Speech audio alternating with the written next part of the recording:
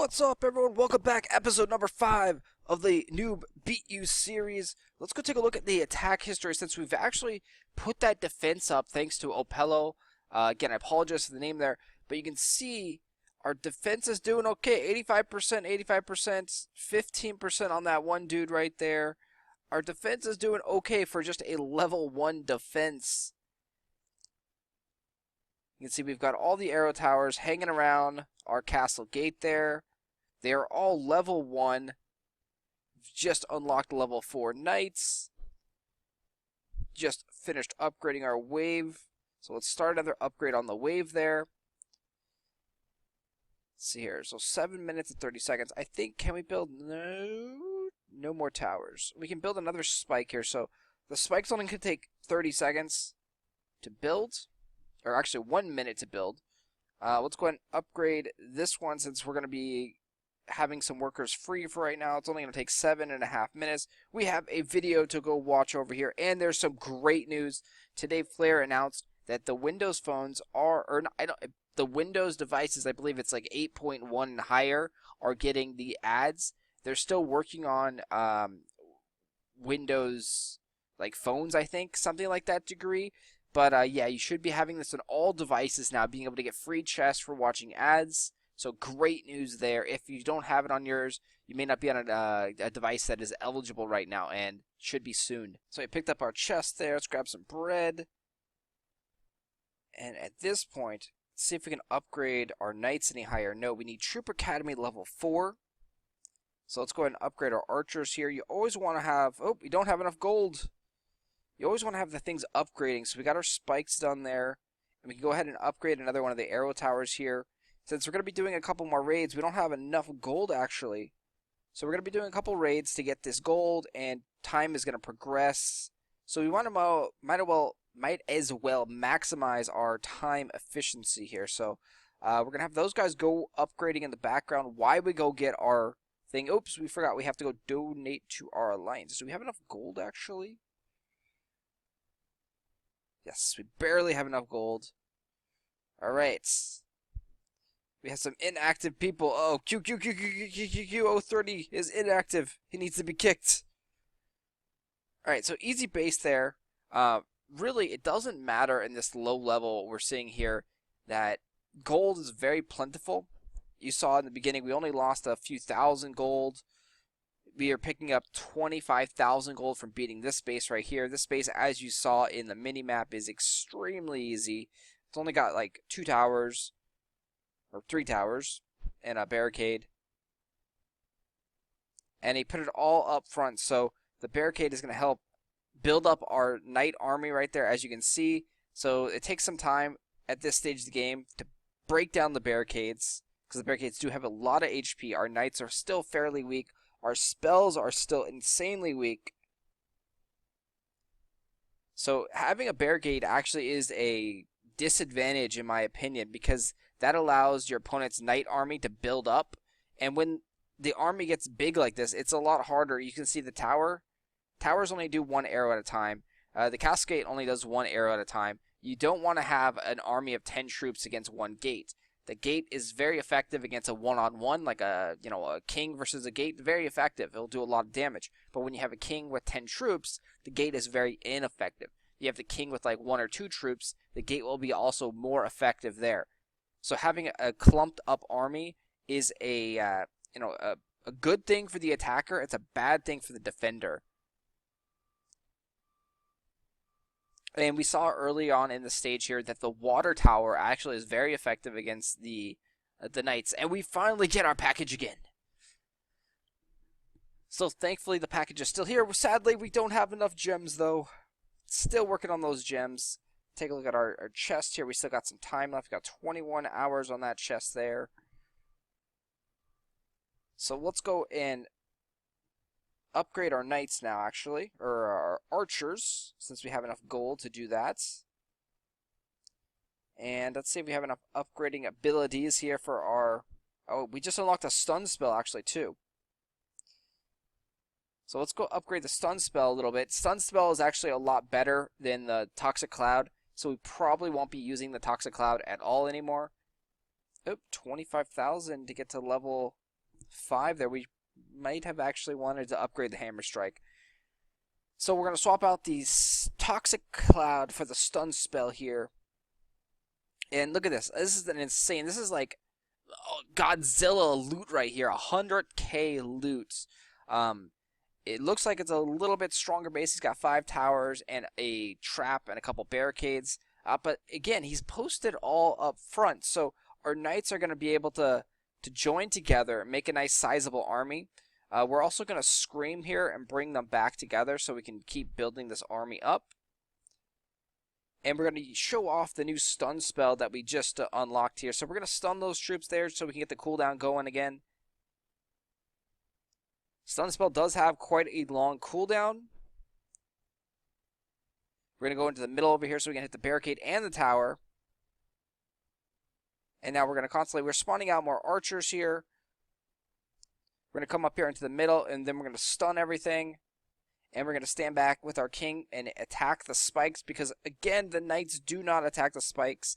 If you wanted to be really, really efficient, what we should have done there is we should have attacked the spikes until they were almost dead and figured out exactly how much damage our hammer strike would have done, the spell, and then we could have moved on to a different target. So we wanted to kill everything all, together. That's how you become efficient. So knowing how much damage your spells do, knowing how much damage your troops do. And the crazy thing is that you're going to be able to customize your spells and your troops. So really getting to know the power that you have, the power that you possess in the troops and spells is going to be unique to each and every game here in Royal Revolt 2. And also the defenses that you're up against are all going to be unique as well, because you can customize the towers. So you're going to have a lot of flexibility, a lot of customization skills, and a creative aspect in this game, which is really fun, and it's a great thing. Sadly, it takes a lot of pearls, which are sort of a premium currency that you kind of have to get. You can earn them in-game, but they are quite rare. So a free-to-play player is not going to be having too much customization. They're going to have some. They're going to be able to do it, but it's not going to be as dramatic as someone who's throwing down hundreds of dollars in the game. Oh, yeah, like I want to say that getting all 3 chests almost all the time here is insane. So we are either the luckiest new account in the world getting all the chests there, or the game is making it really easy to get all of the beginning starting chests there. Because later on in the game, you rarely, if ever, get all 3 chests. I mean, you normally get a skull right away on the first chest that you open. So that right there just kind of seems very odd and peculiar to me. Alright, so we've unlocked construction plans here. This will allow you to build higher level barricades and towers of these, variety. So we're going to upgrade the barricades here. So this is something else that you can do without a worker. It's really nice. Again, if you don't know what you can do, what you can upgrade, you just click on the triple arrow there in the left, and you can see we've got our arrow tower completely finished. So there was our 7 minutes of raiding. And now we have an arrow tower level 2, so it's going to be a lot stronger. It's going to have more HP. And now we're going to be able to use our worker on the next thing. And I think what we want to do now, is we have enough for our throne room to go up. So we can go here almost.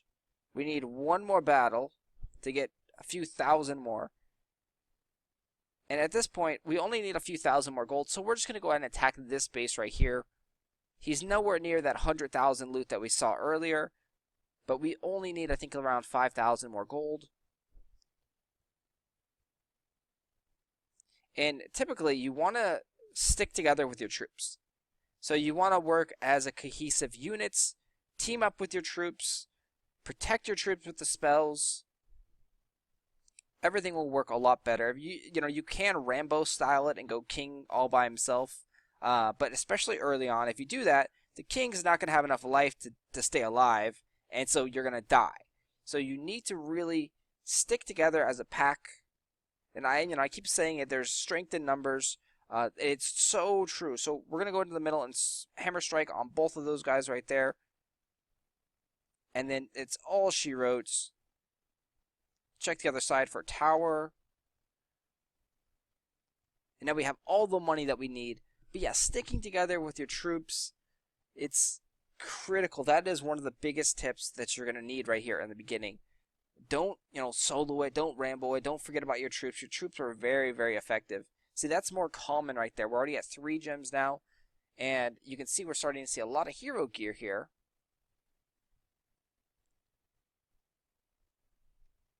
So I have not yet seen any gems in those Chamber of Fortune yet, which is very, very sad. Makes me very upset that we can't get gems really in there.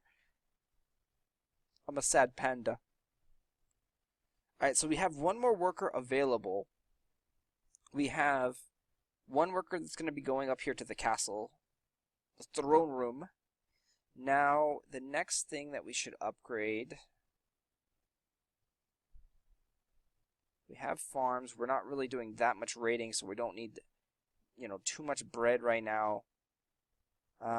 We can do a tavern. It's only going to take 2 minutes, so we can go do another raid here. And then when we come back, the tavern will be done. Let's go ahead and it's low. Whoa, here's a big base. So this one, I have a really big feeling that we would not be able to beat it. Look how many towers he has. 1, 2, 3, 4, 5, 6, 7, 8, 9, 10, 11, 12. 12 towers in there, and he has the gargoyle tower. So we're going to look at the mini map here. This shows you what's in the base, generally what's in the base. The first thing shows you what the most dominant unit is. So he's got a ton of knights in there. And then his towers, same thing. He's got a ton of these gargoyle towers, which we haven't unlocked yet. They are very, very effective against knights. They do tons of fire damage. They shoot out lava from their mouth.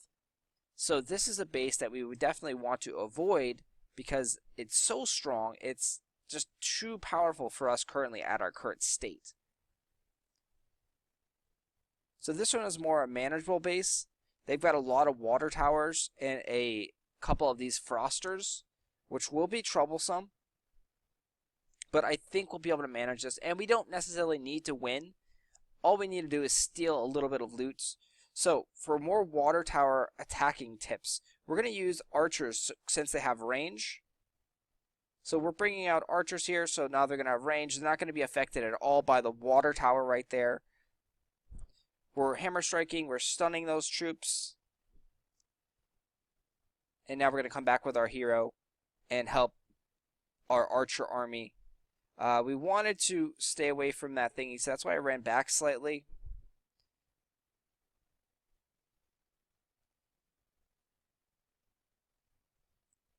And now we can't double hit anything here.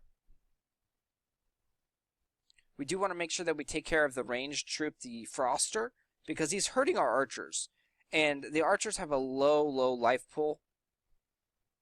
So we need to protect them as much as possible.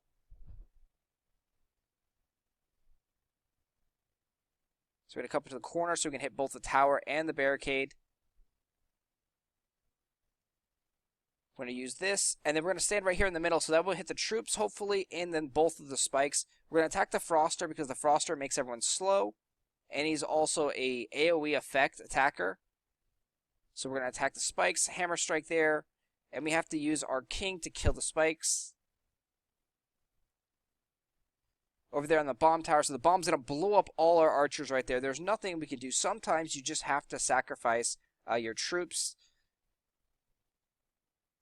So we're letting them go and attacking the castle gate. We're going to stun that up there, so that way they can take down the Froster. You can see the Froster is very, very effective because it's AoE attacking on our knights. It's doing a lot of damage. We're going to come over to the corner so we can hit both of them, kill that tower at that same time. There's another tower, it appears on the right over here. We don't have enough time or power to take that one down, so we're just going to focus now the rest of attack on the gate, getting the gate down, which gives us the victory, and we get a massive amount of loot. If we would have tried to take down the other tower, the castle gate would have probably lived, and we would have only gotten like a 67%. The castle gate is worth like 50% of the base. So in order to get the victory, you need to take down the castle gate. It's okay to leave some towers alive and not get 100%. You want to make sure that you focus down the castle gate ASAP. So that is a green icon, green text right there, meaning that it's better than what we're currently using. So anytime you see green, you typically want to make sure that you grab it and then go into your king and equip it And then you can also colorize and customize the gear here. So now it's got this shiny aura, and you see you're going to get 8 points of strength for our king. We can go ahead and sell the other one, but the nice tip to do is to hold on to your items in your inventory here, and when it fills up, then sell them. Or later on, you can actually forge them into pearls. You can turn these items into pearls, which will help you customize your troops and towers and such. Alright, so we have our second tavern now. And so we're going to be logging off here, and I think the best thing that we can probably upgrade at this point is going to be our castle gate here. So we're going to go upgrade the castle gate. It's going to give it a lot more power and a lot more HP. It's also a pretty cheap upgrade, and it's going to work very well with our defenses right here. So again, the spikes are just to do some additional damage, hopefully that they run right past them, and then the arrow towers, pew, pew, pew, pew, pew, shoot, and then you got the big arrow from the castle gate there. Although it doesn't look bigger, it does a lot more damage. So that is going to be it here. We are wrapping up this episode. Thanks for watching, guys. Make sure that you subscribe to the channel, hit the like button, share the video, tell your friends about Royal Revolt 2. It is a fun, great game. Definitely will keep you entertained for many, many hours, and it's constantly being updated. The company is doing a great job, Flare Games, at creating and balancing things now, getting everything fresh and exciting, and it's just a good time, guys. So hopefully you enjoyed the series. Check out some of my other videos, and thanks for watching again.